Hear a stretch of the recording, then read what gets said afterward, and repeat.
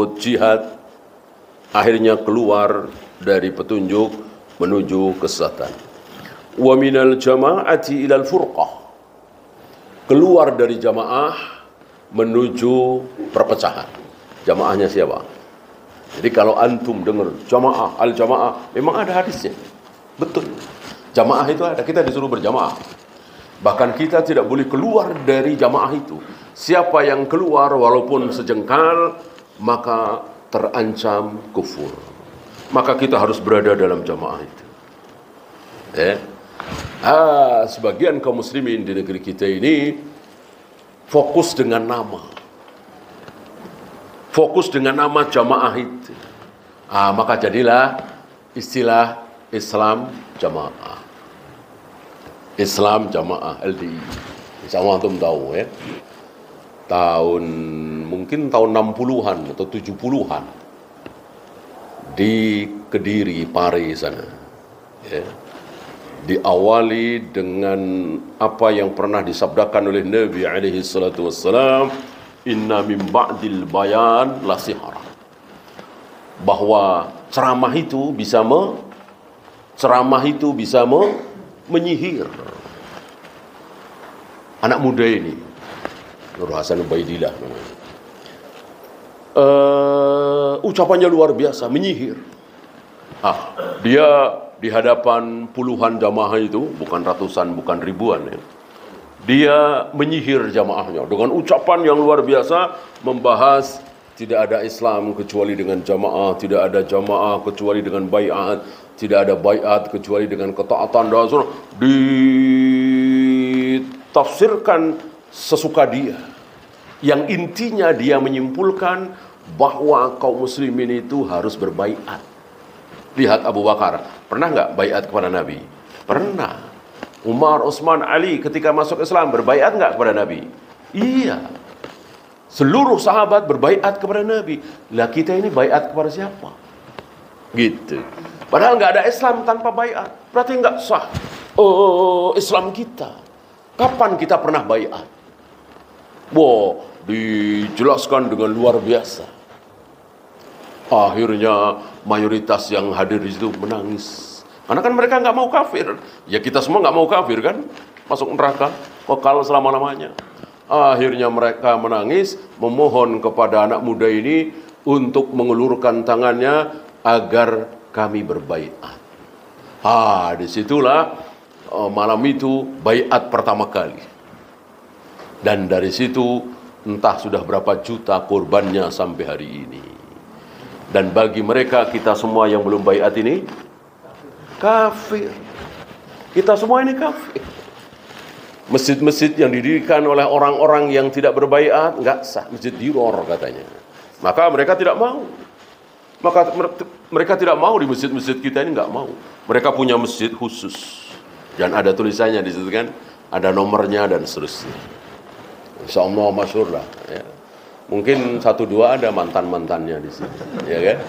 Di mana-mana. Dan walillahilham, semenjak tersebarnya dakwah salaf itu banyak dari mereka yang rujuk ke manhaj salaf. Ya. Saya pernah dengar waktu itu, saya belum begitu paham. Sesama mereka, ini teman sekolah gitu. Sesama mereka nih. Jadi nanti di sana kalau nggak salah mau ke Cirebon atau mana, nanti di sana ada masjid nggak? Saya dengar aneh, masjid. Kan masjid di mana-mana. Kok pakai nanya di Cirebon ada masjid nggak?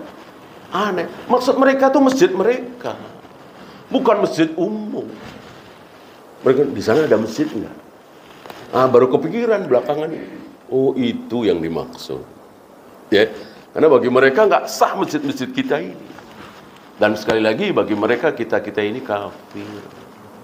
Ya. Karena keluar dari jamaah. Memang betul ada kalimat kita tidak boleh keluar dari jamaah, betul. Tapi yang jadi masalah jamaahnya, kelompoknya, kumpulannya siapa? Jamaahnya siapa? Jamaah para sahabat. Itu yang dimaksud.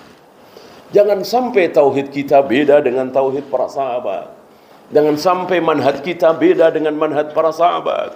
Jangan sampai fikih kita, muamalah kita beda dengan para sahabat. Maka muncul kaidah besar. Lau kana khairan lasabaquna ilaih. Kalau itu benar, hak, tentu yang pertama kali melakukan adalah para sahabat. Dalam masalah ibadah maqdhah, ya. Itu yang dimaksud. Jadi bukan nama, tapi praktek sehari-hari. Apakah wudhu kita sama dengan wudhu para sahabat? Apakah sholat kita sama dengan sholat para sahabat? Bagaimana para sahabat ketika berdiri sholat jamaah? Apa yang pernah antum dengar? Nalziku mangkibana bimangkibi sahibina. Ketika Nabi mengatakan Rasul wa'tadilu saddul khalal, lurus rapat, jangan ada celah. Para sahabat mengatakan, kami tempelkan pundak kami ke pundak sebelah kami. Ya, pundak dulu ya, jangan kaki dulu. Nah, begitu.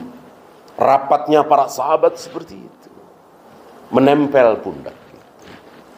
Dan secara teknis, tentu antum jangan menempelkan kedua pundak antum ke orang yang ada di kiri kanan antum. Secara teknis tentu tidak bisa.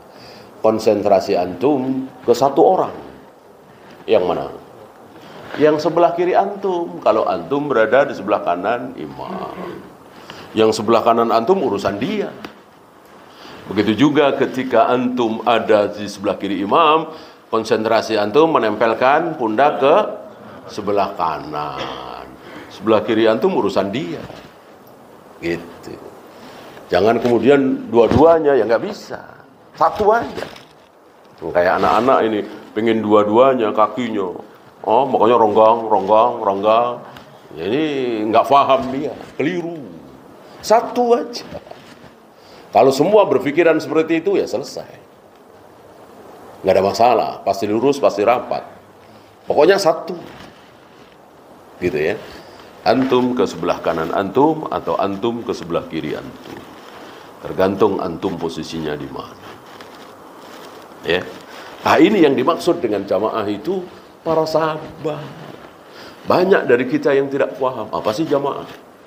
Lalu sekedar nama doang, salam jamaah tadi.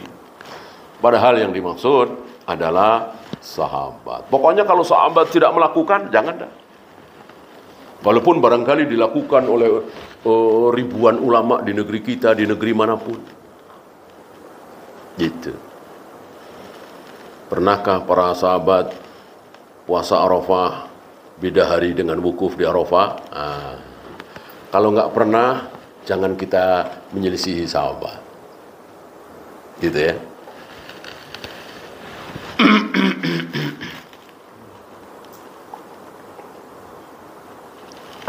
Pernahkah para sahabat habis sholat Id mengucapkan minal aizin wal faizin? Ya, ucapan ini kan bagian dari ibadah. Nggak bisa dikatakan adat kebiasaan. Ini bagian dari ibadah. Apa taqabbalallahu minna wa minkum? Yang diucapkan sahabat apa? Minal aizin wal faizin apa taqabbalallahu? Oh, taqabbalallahu. Udah. Jangan ngasih celah. Taqabbalallahu minna wa minkum, bagus. Tapi minal aizin wal faizin enggak salah. Nah, gimana? Lau kana khairan dikemanakan? Kalau para sahabat yang mencontohkan, gigit dengan gigi geram. Addu alayya bin nawajid. Kan Nabi tidak hanya mengatakan ikutilah sunahku, ikutilah sunahku, ikutilah sunahku. Begitu doang? Tidak. Ikutilah sunahku dan sunnah para sahabatku. Ternyata ada dua sunnah. Bukan cuma sunnah Nabi SAW, tapi ada sunnah sahabat. Kenapa? Karena tidak mungkin para sahabat itu berani beda dari Nabi, ngarang sendiri, tidak mungkin. Kalau ada sahabat yang ngarang sendiri salah, langsung ditegur, langsung diteriaki oleh sahabat yang lain. Sahabat itu nggak peduli, mau mertua, mau mantu, mau orang tua, salah ya salah. Itulah sahabat. Dan sikap ini diwarisi oleh para ulama. Ada ulama yang mengatakan, ayahku jangan dengar hadis, jangan meriwayatkan hadis dari ayahku. Ini Ali bin Madini ya. Jangan meriwayatkan hadis dari ayahku. Ya, dia lemah hafalannya. Itu. Ayahnya sendiri dihajar. Ayahnya sendiri ditahdir. Demi apa? Demi sabda-sabda Nabi ini jangan tercampur dengan ucapan manusia. Supaya ketahuan mana yang sahih, mana yang tidak. Enggak peduli, salah-salah. Ini ilmiah ya. Bukan aib yang enggak ada hubungannya dengan agama, ya ngapain disebarluaskan. Ini demi menjaga kemurnian hadis. Nah, ini diawali oleh para sahabat. Sahabat itu enggak peduli. Kalau salah teriak. Mungkin antum masih ingat ucapan, istilah kita ucapan apa ya? Ucapan pedes dari Aisyah terhadap Ibnu Umar. Ya. Bilangin Ibnu Umar, suruh dia memerintahkan para wanita menggunduli rambutnya. Ini kan nggak enak didengar ucapan ini kan, sengak gitu, apa pedes gitu. Suruh Ibnu Umar memerintahkan kepada para wanita untuk menggunduli rambutnya saja. Kenapa Aisyah mengucapkan kalimat pedes ini?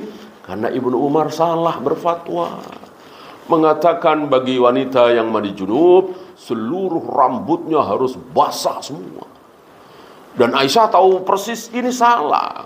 Aisyah dan istri-istri Nabi sering sekali menggelung rambutnya.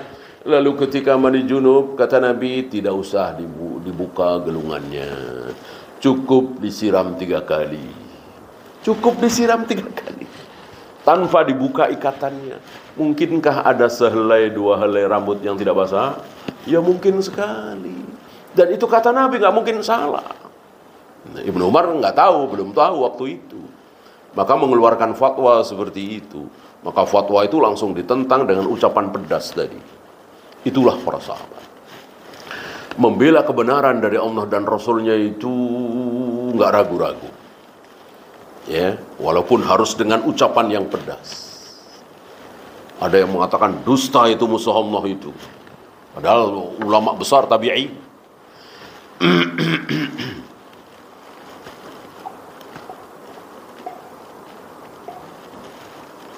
Agar apa? Agar kebenaran itu terpelihara. Agar jangan sampai kebenaran itu tercampur dengan syubhat. Ya. Nah, maka dikatakan di sini minal jama'ati ilal furqah. Keluar dari jamaah menuju firqah, perselisihan. Oleh karena itu yang beda dengan jamaah, beda dengan para sahabat, itu firqah. Maka ciri-ciri firqah begitu, beda dengan sahabat. Oleh karena itu firqah pertama kali di muka bumi, firqah dalam Islam itu apa namanya? Khawarij. Itu ciri khas mereka apa? Menyelisihi sahabat, berbeda dengan sahabat. Maka Khawarij ini membenci Utsman, membenci Ali, membenci Muawiyah, membenci umumnya para sahabat. Mencintai Allah dan Rasulnya dengan cinta yang salah tentunya.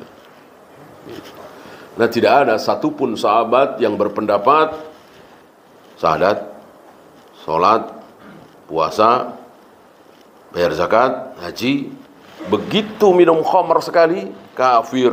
Enggak ada sahabat yang mengucapkan kalimat itu. Ada orang sholat, puasa, baca Al-Quran, zakat, sekali berjudi, kafir.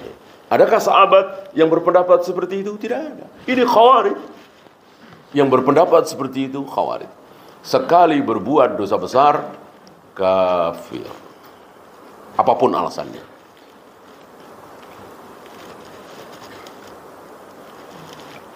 Kalau ahlu sunnah, para sahabat, lihat alasannya. Kenapa dia berjudi? Kenapa dia minum khamar? Oh, karena dia mengatakan bahwa berjudi itu, minum khamr itu halal. Baru kafir. Ya. Apakah saudara-saudara kita yang minum khamr, yang berjudi mengatakan bahwa itu haram? Insya Allah tidak.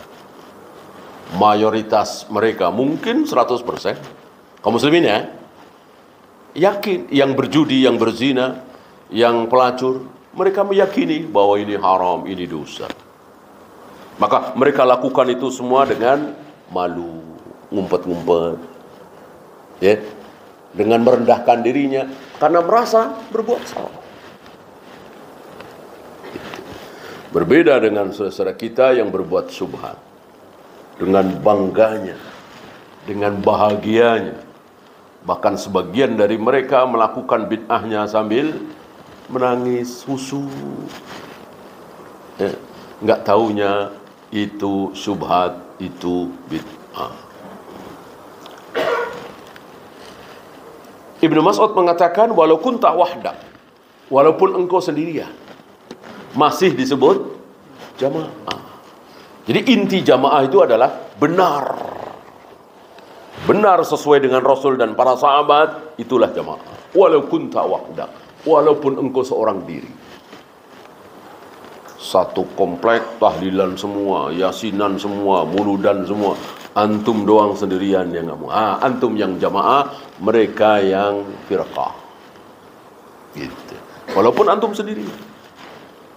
Jadi inti daripada jamaah adalah berada dalam kebenaran yang dicontohkan oleh para sahabat ridwanullah alaihim jami'an. Wa minal amni ilal khauf, dari aman ke takut. Mukmin, muslim itu aman, tenang. Dan tenangnya, amannya, bahagianya nampak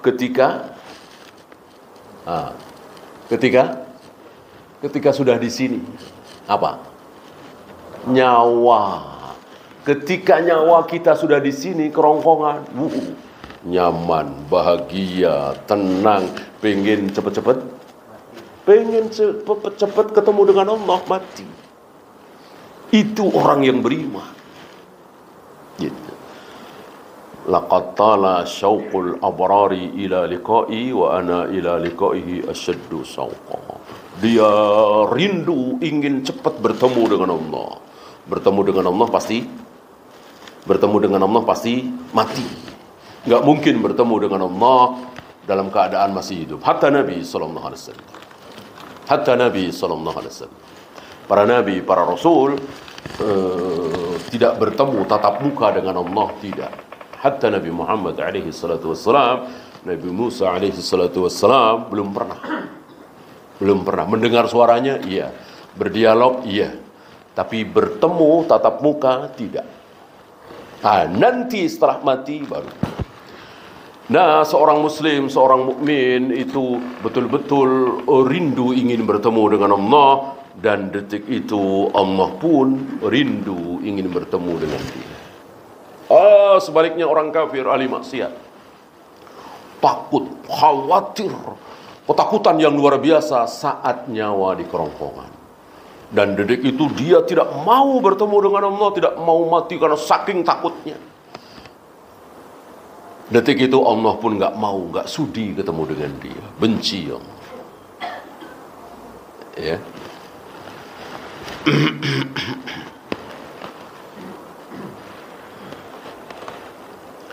Ini menjawab pertanyaan kenapa ada dua hadis yang seolah bertentangan. Satu hadis mengatakan tidak boleh berharap mati, ya kan? Nggak boleh kan berharap mati. Satu hadis lagi mengatakan orang yang tidak mau bertemu Allah, tidak mau mati, berarti Allah juga tidak sudi ketemu dengan dia. Tapi orang yang rindu ingin bertemu dengan Allah, ingin cepat-cepat mati, Allah pun rindu ingin ketemu dengan dia. Loh, kok bertentangan? Jawabannya tidak. Masalahnya di waktu. Kapan kita tidak boleh berharap mati, dan kapan kita disuruh cepat-cepat mati. Sekarang ini kita dalam keadaan tidak boleh berharap mati. Orang nyawa kita belum di kerongkongan, masih segar bugar. Bahkan ketika kita sakit parah, belum boleh, kan belum di kerongkongan nyawa kita. Kita harus pengen cepat-cepat mati ketika nyawa kita sudah di kerongkongan. Dan tentu itu tidak bisa dibikin-bikin. Kalau dia beriman, taat, insya Allah, tanpa dibikin, tanpa direkayasa, pasti dia pengen cepat-cepat mati.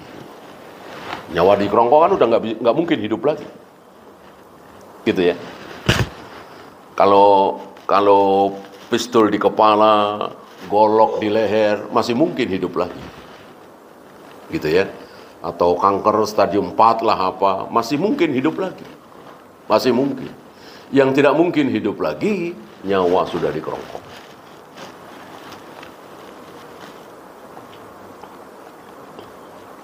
Ini yang dimaksud wa minal amni ilal khauf.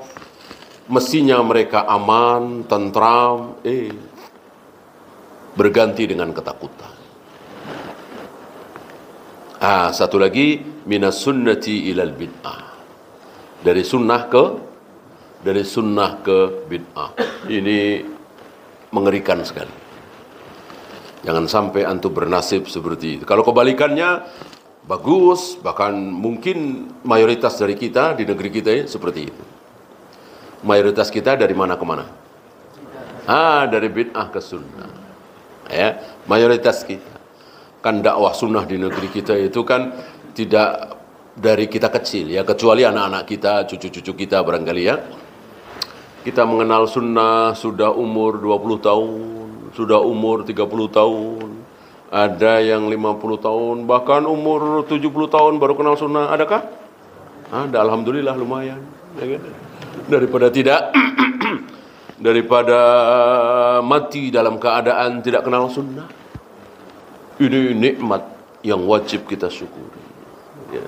Sementara profesor, doktor, kiai, haji, ulama nggak kenal, nggak tahu sunnah bid'ah itu apa. Bagi mereka puasa Senin Kamis, puasa 3 hari tiap bulan, puasa 6 hari di bulan Syawal, itu sama dengan puasa Rajab, sama dengan puasa nisfu Sya'ban. Kalau antum kan tahu beda, ya. Salat qobliyah ba'diyah, salat witir, salat tahajud, salat tahiyatul masjid, sama dengan salat raghaib. Bagi mereka sama kan? Antum kan tahu bedanya. Nikmat besar ya. Nikmat besar. Ya seperti tadi, antum tahu bedanya antara taqabbalallahu minna wa minkum dengan apa tadi? Minal aizin wal faizin. Antum tahu bedanya, yang satu sunnah yang satu bid'ah. Saudara-saudara kita ini nggak tahu. Sama-sama bahasa Arab, ya, sama-sama bagus. Antum tahu ini sunnahnya Rasul dan para sahabat, ini bukan. Ini nikmat yang sangat besar. Ya.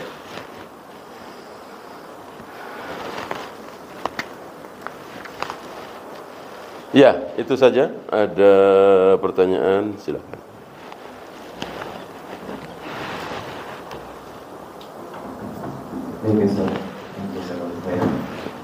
Kita ada kesempatan untuk yang ada di masjid.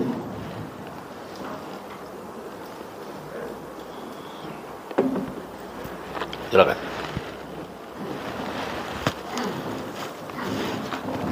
Assalamualaikum warahmatullahi wabarakatuh. Assalamualaikum warahmatullahi wabarakatuh.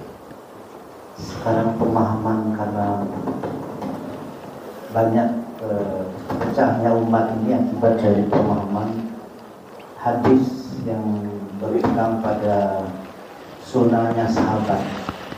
Alaikum bisunnati wa sunnati khulafair rasyidin, sehingga berkembang menjadi perbedaan pendapat itu rahmat. Nah, bagaimana menyikapi ini supaya umat Islam itu bisa sepaham bahwa maksud sahabat itu tidak untuk berbeda, tapi untuk mengikuti kebenaran. Yang berkembang sekarang ini kan pemahaman masing-masing. Para sahabat beramai-ramai merayakan Maulid Nabi, mana? Begitu kira-kira. Dan pedoman kita adalah Al-Quran dan Sunnah berdasarkan pemahaman sahabat. Ajak ke situ dulu. Mau? Nah, kalau mau teruskan diskusi. Kalau nggak mau jangan teruskan. Ya enggak dong. Masuk sahabat doang yang benar. Jangan teruskan. Kita giring mereka ke sini nih. Memahami agama ini berdasarkan Al-Quran dan Sunnah dengan pemahaman para sahabat. Kalau mereka tidak mau, jangan teruskan. Ya debat kusir. Debat dengan dasar yang berbeda, ya nggak akan ketemu lah. Nggak akan ketemu. Namanya debat itu akan ketemu kalau pedoman kita sama. Pedoman kita Al-Quran dan Sunnah dengan pemahaman para sahabat. Ini kan enak sekali, gampang sekali. Coba kalau mereka mau, insya Allah. Insya Allah, ini secara teori ya. Secara asbab ya. Secara hakikat tentu hidayah di tangan Allah. Secara asbab, karena hidayah itu rahasia, ya kita serahkan kepada Allah. Tapi mari ini asbab nih, supaya mereka faham. Maksud ada agama, ritual, nggak dikenal oleh Rasul dan para sahabat, aneh sekali. Aneh sekali. Gitu ya. Kalau boleh ada ibadah, boleh ada ritual, tanpa harus mencontoh Rasul dan para sahabat, rusak. Apa salahnya azan hayya ala sholat 3 kali? Ya kan? Kalau nggak harus contoh Rasul dan para sahabat. Apa salahnya sebelum sholat Id azan dulu, qomat dulu? Apa salahnya, orang baik kok? Dan seterusnya dan seterusnya. Apa salahnya sholat duha itu berjamaah? Gitu. Apa salahnya kurban itu sebulan sekali? Kan bagus kurban tuh. Nah, mosok mau kurban saja nunggu Dzulhijjah tanggal 10 lagi. Ya kan? Udah sebulan sekali. Sekaligus memberdayakan para peternak kambing, sapi. Kan bagus sekali itu. Ya kan? Coba sebulan sekali, bagus sekali. Kenapa nih nggak boleh bin'ah? Yaitu tadi, Rasul dan para sahabat berkurban setahun kali, 10 Dzulhijjah. Dan seterusnya dan seterusnya. Ya. Itu melempar jurma, tawaf, kenapa harus di sana gitu ya? Bisalah di sini bikin kayak Ka'bah gitu kan. Ya kan bagus sih daripada berjubel-jubel di sana. Gitu. Atau ya di Jeddah lah, di Madinah bikinlah. Kan jadi rusak agama itu. Kalau tidak ada patokannya Rasul dan para sahabat.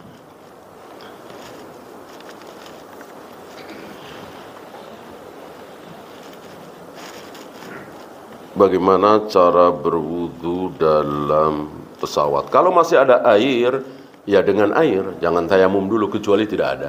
Karena wudu itu kan, antum wudu pakai air segini, cukup nggak kira-kira? Cukup, lebih.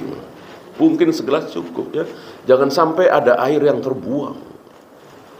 Jadi seluruh air itu mengenai wajah, tangan, kaki kita cukup. Yang bikin boros itu apa?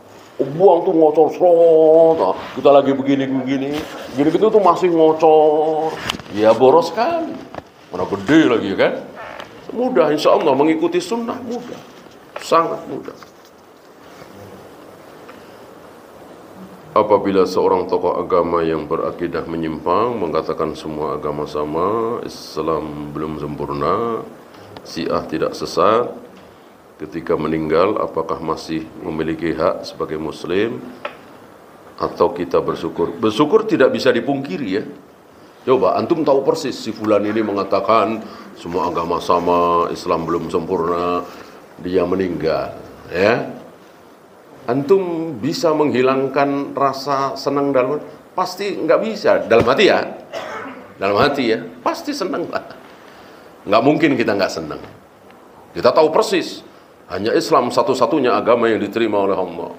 Tiba-tiba dia ada seorang tokoh mengatakan semua agama benar. Kemudian nggak lama dia mati. Senang nggak kira-kira kita? Senang, nggak mungkin. Dalam hati ya. Nggak perlu. Alhamdulillah. Nggak perlu ya. Nggak perlu. Ya mungkin sesama antum mungkin. Kalau di forum ya jangan jadi fitnah kan.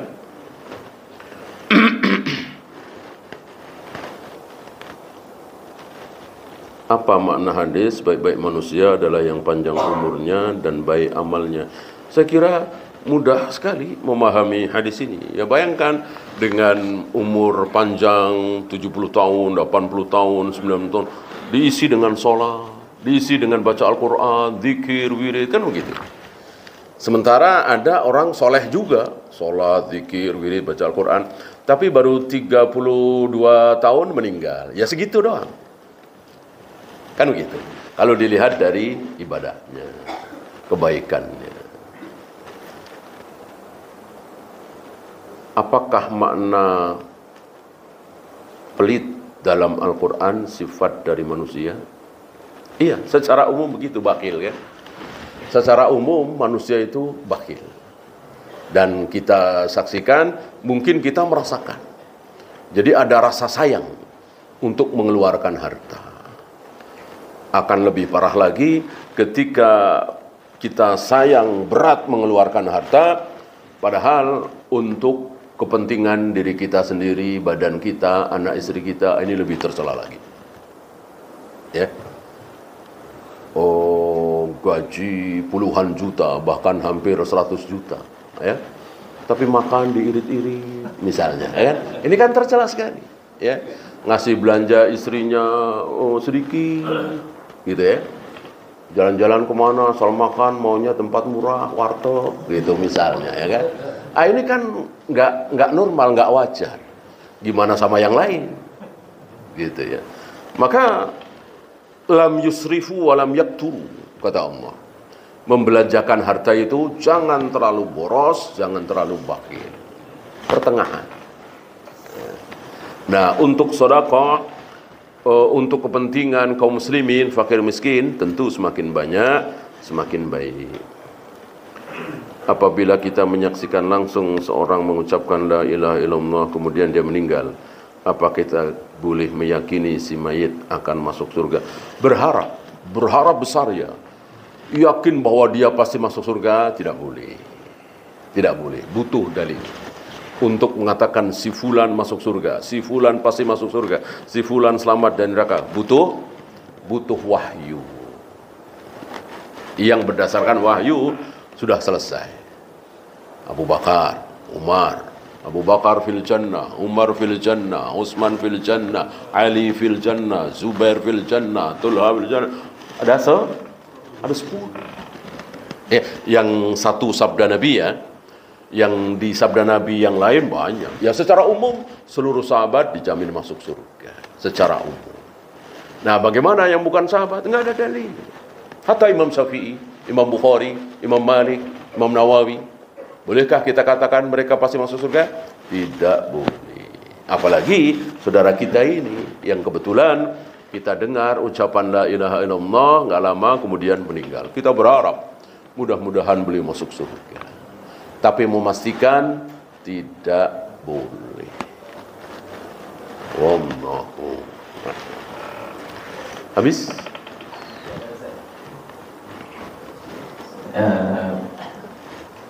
Ada pertanyaan lewat itu. Apa Ustaz, bagaimana meninggalnya Fir'aun? Bagaimana dengan meninggalnya Fir'aun yang mana menjelang yang ajalnya dia beriman kepada Allah? Jawabannya mudah. Jawabannya mudah sekali. Apa? Telat. Udah telat. Udah gorgoroh. Udah nggak mungkin hidup lagi. Nyawa sudah di kerongkongan. Sudah telat. Ya. Dia beriman betul. Ya, sebetulnya kemarin-kemarin juga percaya kalau Nabi Musa betul-betul utusan Allah. Cuman kan nggak diikrarkan, nggak sah kan, harus ikrar. Nah, ini ikrarnya sudah telat. Ya. Maka iman tidak boleh telat. Kapan telatnya itu? Gorgoro. Sebab kalau sudah gorgoro, malam digorgir, itu ya mau Fir'aun, mau Abu Jahal, mau semuanya lah.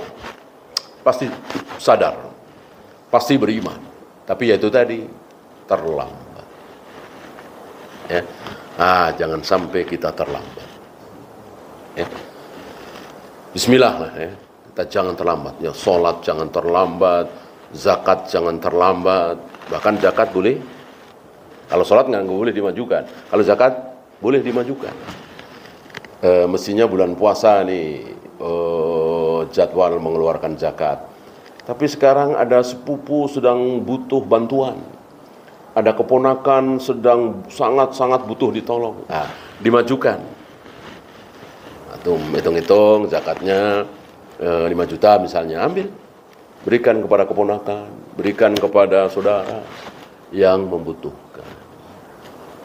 Ta'jilus zakat. Allahu. Ya, satu lagi.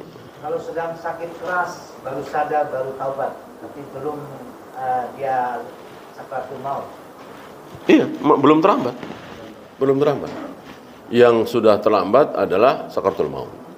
Sakit keras, apa kanker segala macam, itu belum terlambat. Malam yugorgir, sebelum nyawa dikerongkong. Tapi jangan nunggu sakit, ya kan? Artinya kita masih sehat seperti ini, ya bismillah. Ya. Jangan nunggu sakit. Ya, terakhir. Sebenarnya akan sedikit.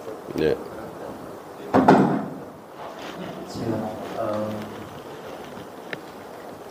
Tadi Ustaz menceritakan tentang kesepakatan para sahabat sendiri salah juga Ustaz. Kesepakatan sahabat kenapa? Termasuk para ulama. Lalu bagaimana makna hadis Inna ummati la tajtami'u ala dalalah. Itu kaitannya juga Ustaz mencobakan misalnya azan 2 kali di Jumat gitu saja. Kalau ini kan ma'ruf dimulai dari zaman Khalifah Utsman misalnya. Apakah memang itu mutlak bid'ah atau sebenarnya masih batasan itu dikatakan ikhtilaf? Enggak sepakat. Enggak sepakat. Sahabat enggak sepakat. Sahabat tidak menyepakati ijtihad Utsman adzan Jumat 2 kali. Yang paling kelas kan Ibnu Abbas, Ibnu Umar. Itu enggak sepakat. Yang kesepakatan sahabat dan pasti benar adalah yang namanya sepakat kan? Pasti sepakat. Walaupun itu enggak ada sama sekali di zaman Nabi. Seperti sholat berjamaah tarawih setiap malam di bulan Ramadan. Ini Nabi nggak pernah mencontohkan kan? Nabi cuma 2 malam, 3 malam. Tapi karena para sahabat sepakat, ya itulah benar. Mengumpulkan Al-Quran dalam satu mushaf. Tidak pernah dilakukan di zaman Nabi SAW. Tapi karena para sahabat sepakat, ya pasti benar. Kemudian memerangi sesama muslim. Mana ada zaman Rasul memerangi sesama muslim? Muslim diperangi. Nah, itu ada di zaman Ali kan? Khawarij kan muslim. Diperangi, dihabisi, dibantai oleh Ali bin Abi Thalib. Kok berani-beraninya? Karena sahabat sepakat. Tidak ada satupun sahabat yang menyelisih Ali dalam hal ini. Semua sahabat sepakat dengan Ali memerangi Khawarij. Padahal Khawarij muslim. Bahkan setelah Ali membantai Khawarij, Ali ditanya, apakah menurut Anda Khawarij telah kafir? Ali mengatakan tidak, mereka masih muslim. Tapi sepakat diperangi.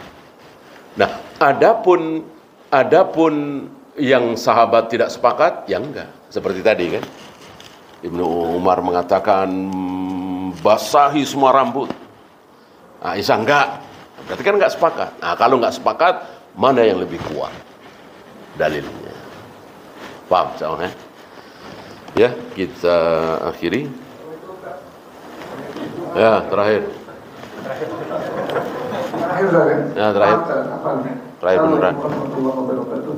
Apakah makna daripada surat At-Tagabun 14 yang artinya, wahai orang-orang yang beriman, sesungguhnya di antara istri-istrimu dan anak-anakmu ada yang menjadi musuh bagi kamu. Maka berhati-hatilah kamu terhadap mereka, dan jika kamu maafkan dan kamu santuni serta ampuni, maka sungguh Allah mengampuni dan maha penyayang.